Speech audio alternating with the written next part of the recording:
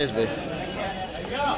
રોજ 77માં પ્રજાસત્તાક દિનની બાજવા પંચાયત ખાતે ભવ્ય ઉજવણી કરવામાં આવી છે, જેમાં બાજવા ગામમાં 3 પ્રાથમિક શાળાઓ, 3 ઉચ્ચ શાળાઓ, હોસ્પિટલો, આંગણવાડીઓ આવેલી છે અને આખું ગામ ભેગા થઈને આ પર્વનો ઉજવણી કરે છે.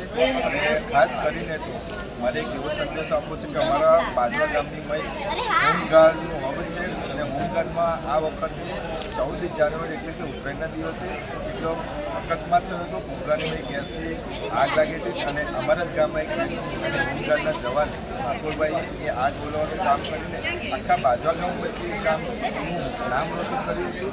અને હું કહેવા માગું છું કે તમે પણ એકતાનું પ્રતીક આવી રીતે બની લો. અને ખાસ કરીને તો આજે જે બંધારણ લાગુ થયું હતું, પ્રજાસત્તાક દિવસની ઉજવણી થઈ હતી, તે બધા તમામ દેશવાસીઓને હું બાજવા ગામ પંચાયત વતી, સરપંચ, ડેપ્યુટી પંચાયતના સભ્યો વતી આ દિલથી આભાર વ્યક્ત કરું છું.